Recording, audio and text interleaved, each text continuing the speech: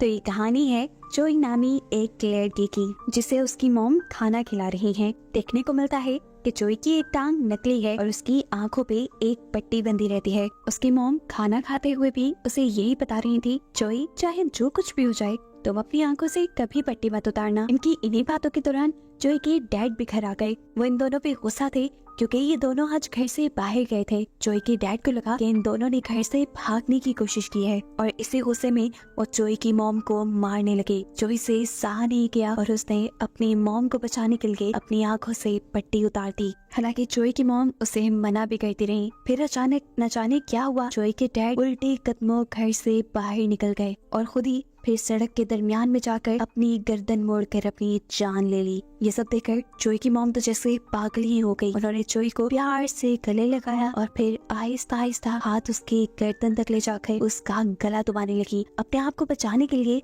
जोई ने अपनी मॉम की आंखों में देखा और फिर सीन कट होकर अगले सीन में हमें देखने को मिला कि जोई की मॉम और वो एक नदी के किनारे पे हैं, जहां आते ही अब जोई की मॉम को होश आया है और वो रोते गिड़गिड़ाते हुए अपने बेटे से अपनी जान की भीख मांग रही हैं। और यहाँ आकर हमें रिवील हुआ कि जोई के पास कुछ पावर्स हैं, जिनकी मदद से वो लोगों को देखते ही अपने कंट्रोल में कर सकता है और उनसे अपनी मर्जी के काम करवा सकता है। यही वजह थी कि उसकी मॉम आज तक उसे अपनी आंखों से कपड़ा नहीं उतारने देती थी। अब कहानी में कई साल गुजर जाते हैं और दिखाया जाता है कि जोई बड़ा हो चुका है। उसकी पावर्स भी बचपन से कई ज्यादा गुना बढ़ चुकी हैं। जोई सभी लोगों से अलग थलग रहता था क्योंकि वो नहीं चाहता था कि कोई उसकी एबिलिटीज को जाने। वो अपनी इन्हीं एबिलिटीज, अपनी इन्हीं पावर्स का इस्तेमाल करते हुए लोगों को अपने कंट्रोल में करके बड़े ही आराम से पैसे चुराता था और अपनी सारी जरूरतें पूरी कर लेता था। रहने के लिए अब उसके पास कोई घर तो नहीं था, लेकिन वो आलीशान होटल के स्टाफ को अपने कंट्रोल में करके वहाँ रहता है। अब सीन कट होता है और हमें मूवी में एक नए कैरेक्टर से मिलवाया जाता है, जिसका नाम है इनकुबान। वो एक रिसाइकल पॉइंट पे काम करता है और उसके दो दोस्त भी हैं, जिनके साथ उसकी ये लाइफ काफी अच्छी जा रही है। एक दिन ये लोग जब मौज मस्ती करके इनकुबान को उसके घर ड्रॉप करते हैं तो बातों में इनकुबान सड़क पे ध्यान नहीं देता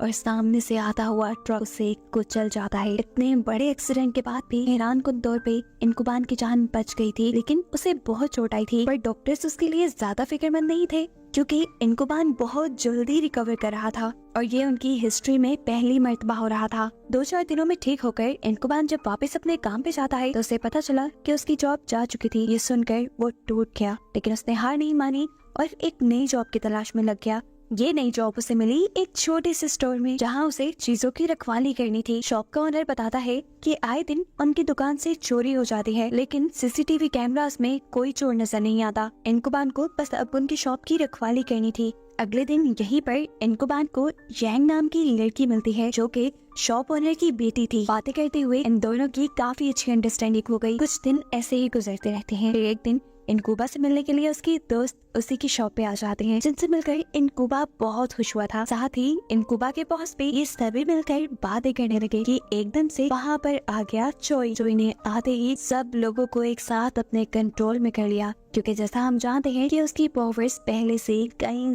ज्यादा बढ़ चुकी हैं। जोई अब ऑनर को ही हिप्नोटाइज करते हुए उसे लॉकर खोलने की कमांड करता है, जिसके बाद ऑनर उसे पैसे निकाल कर जोई को देने लगे। अब यहाँ बैठे हुए इनकुबा को एकदम से फील हुआ कि वो अपने जिस्म को हिला नहीं पा रहा। वो बहुत ही मुश्किल से अपने दिमाग पे और अपने जिस्म पे काबू वापस पाता है और अपना जिस्म हिलाकर पीछे की तरफ देखता है, जहाँ उसे जोई नजर आया। जोई पहली मर्तबा किसी इंसान को अपने कंट्रोल से बाहर निकलता देखकर हैरान था। अब तो उसकी चोरी पकड़ी जाने वाली थी। इनकुबा को रोकने के लिए वो इनकुबा के ही दोस्तों को हिप्नोटाइज करते हुए उनसे इनकुबा को पकड़वा लेता है, जिसके बाद उसने यांग को कमांड दी कि चाकू उठाकर इनकुबा के पेट में स्टैब कर दो। अब जैसा हम जानते हैं कि इनकुबा के अंदर जल्दी ठीक होने की सुपर पावर्स हैं, तो इस हमले से भी वो ज्यादा इफेक्टेड नहीं हुआ और उसने एक मर्तबा दोबारा जोई को पकड़ने की कोशिश की। लेकिन इससे पहले कि वो अपने मकसद में कामयाब होता, जोई ऑनर को दोबारा कमांड देते हुए इनकुबा को शॉक लगवा देता है और जोई ऐसे वहाँ से बच निकलता है। इस वाक्य के बाद अगला सीन हमें हॉस्पिटल का दिखाया जाता है, जहाँ हमें मालूम हुआ कि अपनी सुपर पावर्स की वजह से इनकुबा तो बच गया था, लेकिन इस सब में ऑनर की मौत हो गई। दूसरी तरफ जोई अभी तक इसी कश्मकश में था कि कोई इंसान उसकी पावर्स से निकल कैसे सकता है। दूसरी बात ये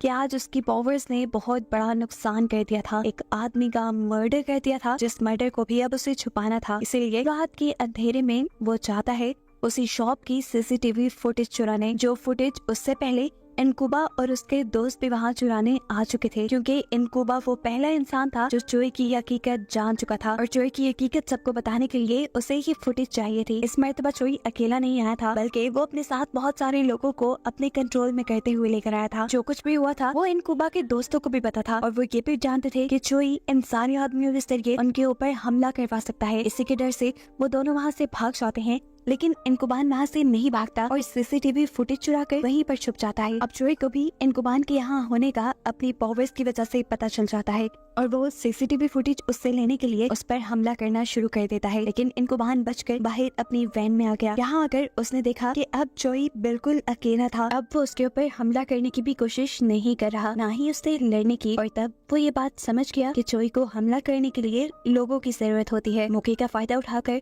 उसने चोई को पकड़ने के लिए उसका पीछा करना शुरू कर दिया। अब एक सुनसान जगह पर जाकर चोई रुक गया और उसके पीछे इनकुबान ने भी गाड़ी रोक ली। अब जैसे ही इनकुबान गाड़ी से उतरा, उसके ऊपर काफी सारे लोगों ने हमला कर दिया था। असल में चोई यहाँ पर जानबूझ के रुका था, क्योंकि उसने दूर से ही लोगों के एक ग्रुप को देख लिया था, जिनको उसने अपने कंट्रोल में करके इनकुबान के ऊपर हमला करवा दिया। इससे पहले कि ये लोग इनकुबान को मार देते, उसने अपनी इलेक्ट्रिक गन से चोई के ऊपर ही हमला कर दिया, जिससे चोई का ध्यान भटक गया और सभी लोग उसके कंट्रोल से बाहर निकल गए। लोगों के साइड पे होते ही इनकुबान ने चोई के मुंह पे कपड़ा डाल दिया ताकि वो किसी को भी देखकर अपने कंट्रोल में ना कर सके, और फिर उसे उठा कर ले आया पुलिस स्टेशन में। उसने पुलिस वालों को सारी बात बताई कि कैसे चोई अपनी सुपर पावर से लोगों को कंट्रोल करके चोरियां करता है और उसने एक मर्डर भी किया हुआ है। अजीब सी कहानी थी। पुलिस वालों ने ऐसा कभी केस पहले सुना ही नहीं था, इसीलिए उन्हें लगा कि इनकुबान ही पागल है, शायद वो नशा करके आया है। लेकिन इनकुबान ने उससे कहा, प्लीज मेरी बातों का यकीन करें। अब एक पुलिस वाला चोई का चेहरा खोलने वाला था। इनकुबान पीछे से चिल्लाता रह गया, नहीं मत खोले इनका चेहरा। लेकिन पुलिस वालों ने एक न सुनी और उसका चेहरा खोल दिया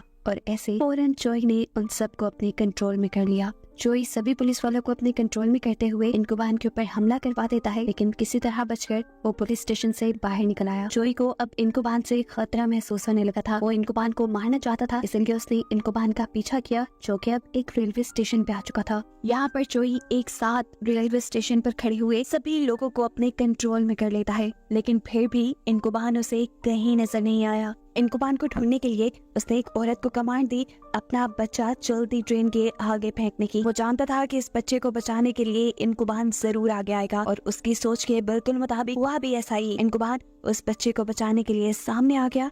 उसने बच्चे को तो बचा लिया, लेकिन खुद उसे बहुत ज्यादा चोट आ गई। इनकुबान की इतनी बुरी हालत हो चुकी थी कि चोई जानता था अब वो मर जाएगा, लेकिन एक चीज जिससे वो अनजान था वो थी इनकुबान की जल्दी ठीक होने वाली सुपर पावर्स। इस सारे वाक़ये के बाद चोई ने अपने कंट्रोल से सबको आजाद कर दिया और चुपचाप वहाँ से निकल गया। अपने आलीशान होटल जब वापस आया तो उसने देखा कि उसके कमरे में बहुत सारे पुलिस ऑफिसर्स इन्वेस्टिगेशन कर रहे थे, जिन सबको रूम में आते ही उसने कंट्रोल में किया और सबको बाहर निकाल दिया। सीन कट होकर हमें दोबारा इनकुबान को दिखाया जाता है, जो बिल्कुल ठीक ठाक अब अपने दोस्त के गैराज में बैठा है। उसने अपने दोस्त को सारा वाक़या बताया कि कैसे चोई ने उसे पकड़ने के लिए एक बच्चे की जान को खतरे में डाल दिया। वो कितना सफाक और बुरा है। ये दोनों इनकुबान की बात पे यकीन कर लेते हैं और फैसला करते हैं कि मिलकर चोई को मारेंगे। यहाँ पर अब पुलिस को भी चोई के बारे में शक होने लगा था। इन्वेस्टिगेशन करने के लिए वो चोई की मॉम के घर पहुँच जाते हैं और चोई को इस चीज की खबर होने पर वो वक्त से पहले वहाँ पहुँच गए सभी पुलिस ऑफिसर्स को मार देता है। अब तो उसे अपनी मॉम भी अपने लिए खतरा लगने लगी थी, इसलिए उसने सोचा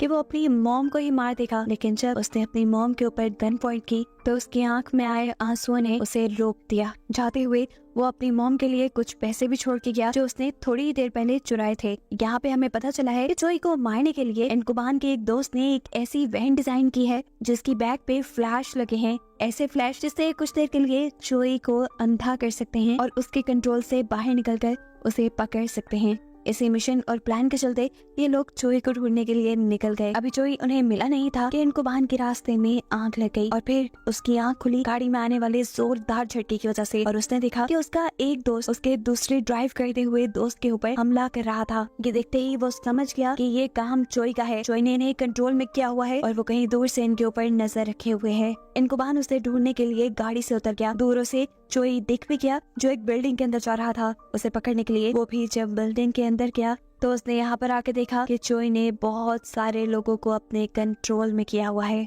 अब सभी लोगों को कंट्रोल करते हुए वो इन्हीं लोगों की आवाज में इनकुबान से बात कर रहा था। चोई ने उससे कहा, देखो जब से तुम आए हो तब से चीजें गड़बड़ हो रही हैं। वह चुपचाप चोरी करता था, चला जाता था, किसी की जान खतरे में नहीं आती थी। लेकिन जब तुम आए सब गड़बड़ हो गया, मैंने मर्डर कर दिए और ऐसे इस सारी चीजों के पीछे जिम्मेदार हो तुम। ये बताने के बाद अब चोई ने लोगों को एक एक करके छत से नीचे गिराना शुरू कर दिया। जिनकी जान बचाने के लिए इनकुबान कुछ कर भी नहीं सकता था, वो खुद ही यहाँ से बाहर निकल गया। चोई भी उसके पीछे बाहर निकला, जहाँ इनकुबान के दोनों दोस्तों ने फ्लेयर गन से चोई के ऊपर हमला किया, जिसका कोई खास फायदा तो हुआ नहीं। लेकिन चोई ने एक और मर्तबा उन्हें अपने कंट्रोल में करके रोक लिया, जिसके बाद इनकुबान को उसके दोस्त दिखे ही नहीं। पागलों की तरह इनकुबान अपने दोस्तों को ढूंढता रहा, लेकिन उसकी घंटों की तलाश भी जाया हो गई। थक हार कर वो जब अपनी शॉप में पहुंचा तो उसने देखा कि उसके दोनों दोस्त फांसी से लटके हुए थे और वो जानता था कि ये काम भी चोई का है। इससे पहले कि वो कुछ करता, यहाँ चोई भी उसे अपने जाल में फंसाकर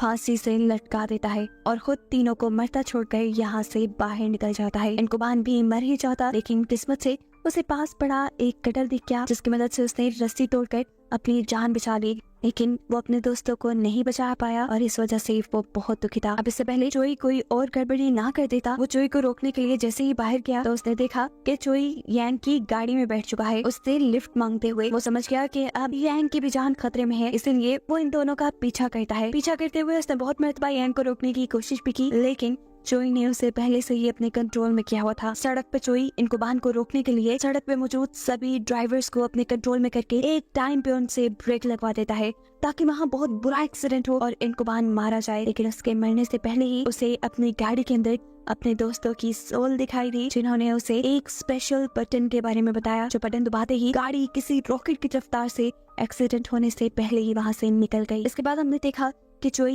यांग को लेकर एक ऊंची बिल्डिंग में आ चुका था। वो यहाँ से गिराकर यांग को मारना चाहता था, ताकि उसके डैड यानी शॉप ओनर के मर्डर का केस करने वाला कोई इस दुनिया में रहे ही ना। वक्त रहते ही इनकुबान वहाँ पहुँच गया और ऊपर जाते ही उसे दिखा चोई, जिसे वो जाकर ही मारना शुरू कर देता है। वो चोई को बिल्कुल मार ही देता, लेकिन उससे पहले ही उसने देखा कि साइड रेलिंग के ऊपर यांग खड़ी हुई है, जिसकी जान खतरे में थी। इनकुबान जब उसे बचाने के लिए आगे बढ़ा तो पीछे से चोई ने इनकुबान को शूट कर दिया और फिर उसने अपना सारा गुस्सा इनकुबान के ऊपर उतारने के लिए उसे मारना शुरू कर दिया। तब इनकुबान को भी गुस्सा आया और इनकुबान ने उसके डैड के बारे में बहुत बुरी भली बातें कही, जिससे चोई का ध्यान भटक गया और यांग उसके कंट्रोल से बाहर निकलते हुए जंगले से नीचे उतर गई और ऐसे उसकी जान बच गई। बिल्कुल इसी लम्हे का भी इनकुबान ने फायदा उठाया। जब चोई उन बातों में खोया हुआ था, इनकुबान उसे लेकर बिल्डिंग से नीचे कूद गया और इस हादसे की वजह से उसकी मौत हो गई। लेकिन इनकुबान खुद अपनी जल्दी ठीक होने वाली सुपर पावर्स की वजह से उस दिन जिंदा बच गया। अब सीन कट होकर हमें कुछ टाइम बाद का सीन दिखाया जाता है, जहाँ जिंदा होने के बावजूद इनकुबान अभी पैरालाइज्ड है और वो एक रेलवे स्टेशन पे है, जहाँ उसकी मुलाकात होती है यांग से। उसे पता चला कि यांग अब एक एयर होस्टेस बन चुकी है। इनकी इन्हीं बातों के दौरान इन्होंने देखा कि एक बच्चा ट्रेन की पटरी की तरफ बढ़ा था। वो यहाँ से गिरकर मर जाता, लेकिन कोई उसकी मदद को आगे न बढ़ा और ट्रेन तेजी से वहाँ से गुजर गई। सब लोगों ने डर के आंखें बंद कर ली थी और जब सबने आंखें खोली तो देखा कि इनकुबान ने उस बच्चे की जान बचा ली है। ये देखकर यांग भी खुश हुई और बस यही दिखाते हुए ये कहानी यहाँ खत्म हो गई।